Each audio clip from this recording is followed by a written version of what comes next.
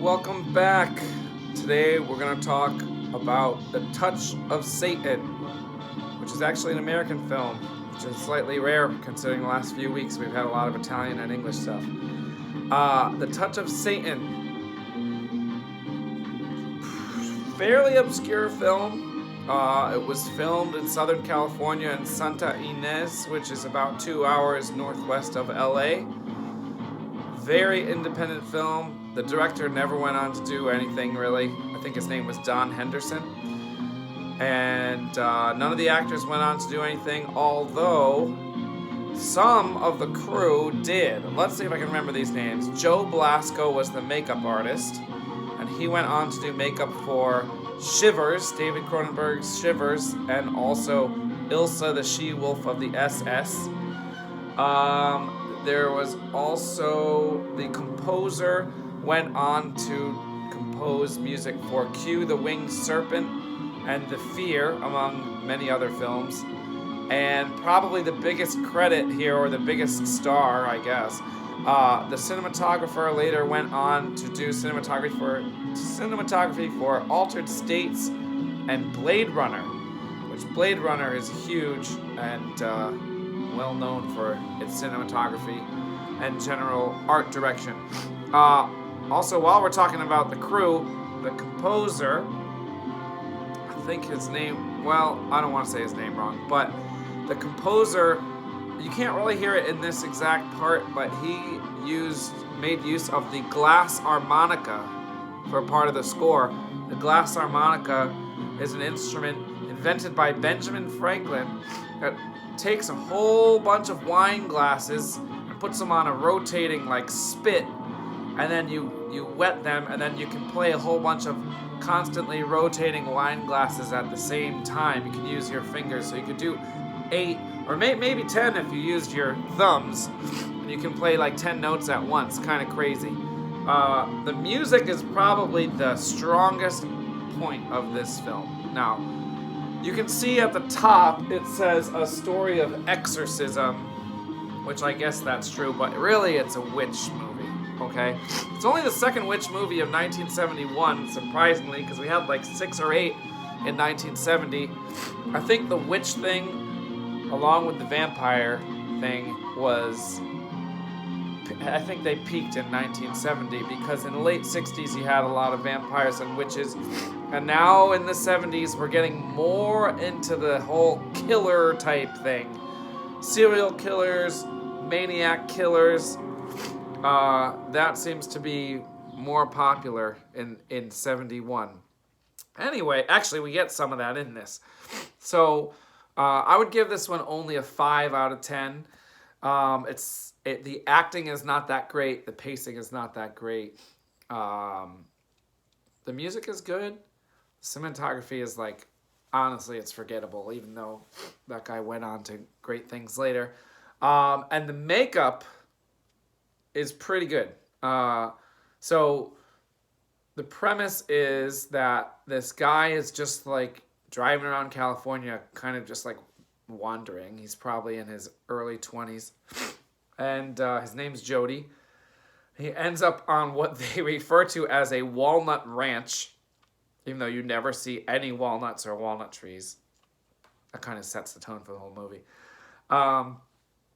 There's this girl there, and she asks him to stay. Well, you can tell something creepy is going on with the girl, but they kind of put this whole element of mystery in there. You don't know exactly what's going on. I mean, obviously the movie's called The Touch of Satan, but you don't really know it's going to be a witch movie.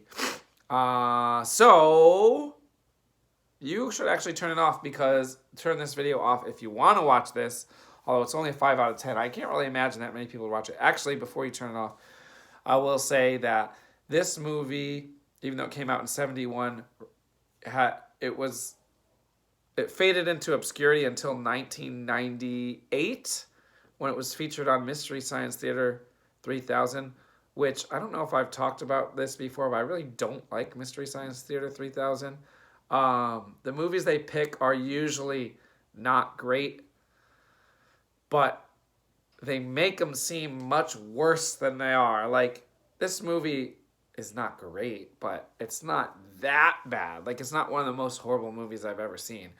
And I remember Mystery Science Theater 3000 like ruined the Deadly Bees, which was again not great, but it wasn't horrible. That was like a British horror film from the 60s where this like mad beekeeper was sicking bees on people, but Michael Ripper was in it, and he was good in it.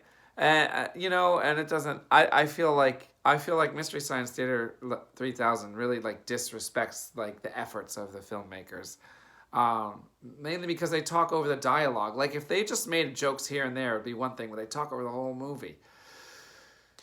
Anyway, I think most people only know this film from Mystery Science Theater 3000 for the most part. It is watchable.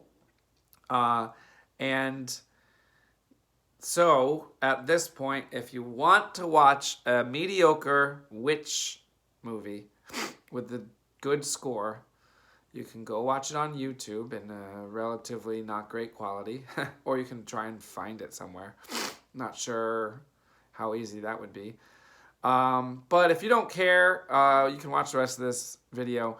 But anyway, I thought the premise was really cool. So the premise is that if you go back into the 1800s, which I do not think there were witch burnings in the 1800s, and definitely not in California. This really doesn't make sense at all now that I think of it. Like, the story doesn't make sense. They say at some point that the girl is like 130 years old or something like that. But anyway, this in the 1870s, I guess, these townspeople show up at this girl's house, and it's the mom and the dad and two sisters. And a plague has been going around the town, and the only family it didn't hit, apparently, was this one family. So they said the girl must be a witch. And so they decide to burn the girl. And while she's burning, this is the coolest part of the whole story. While the girl's burning, Satan speaks to the girl's sister, who is safe, and basically says, if you sell your soul to me, I'll give you the powers to save your sister. So the girl sells her soul. Her name's Melissa. Sells her soul, has the power to put out the fire, puts the fire out, saves her sister. I forget. She might attack the people, or she curses the people. She curses all the people that are burning her sister. Her sister was not a witch, by the way. Her sister was a regular person. Then Melissa becomes a witch while her sister's burning, saves her sister, then the sister is horribly burned. And then, because she's a witch, she never ages. So then you go fast forward to 1970, or 1971. This film was shot between 68 and 70 and released in 71. But anyway, she's like still young, but her sister is like 100 some years old and like severely burned. And so that makeup job was good. Now, I don't know if they explain this, but she's living with two people old enough to be her parents if you consider that she's still 20. Maybe they're supposed to be the cursed descendants of someone, or maybe they're her children. I don't think it really explained that. Like, why a 20-year-old girl is like living with two people that are in their 50s. I don't know. It doesn't really make sense. Also, some of the highlights of the movie.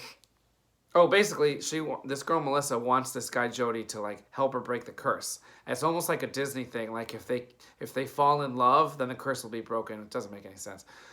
Some of the highlights at the very beginning of the movie, they're having a family dinner. This girl Melissa and her two like parents, and they hear some noise, and the sister, who is over 100 years old and severely burned, her name's Lucinda, which they chose that name because it kind of sounds like Lucifer.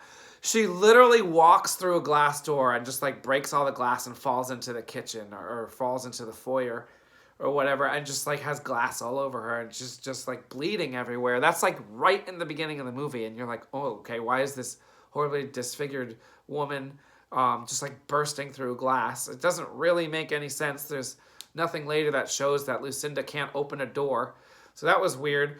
Also, and what was she doing? Why was she out of the house? Well, she was killing some local farmer with a pitchfork. The movie was also released as Pitchfork, I think, at some point. Although that's the only part with the pitchfork, and it happens like in the first minute of the movie.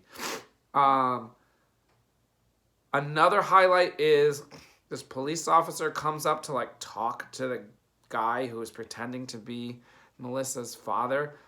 And like while the police officer's looking around, Lucinda, the over 100-year-old woman, sneaks up on him and kills him with a hook. And in the most violent part of the whole movie. Now, those are the only violent parts of the whole movie, which is probably why the movie is considered not to be very good. Also, the acting isn't that good. But like once in the beginning of the movie, and then once in the middle of the movie, there's a violent part. And then like for the rest of it, there isn't. There's no like final action scene or anything like that. Like at the end of it, Jodie falls in love with Melissa, and then she like becomes old. And like that's basically the end of the movie. So now I've spoiled the entire thing, but you don't really need to watch this anyway. But the music is cool. So that's really it. I like witch movies. This one wasn't super well done.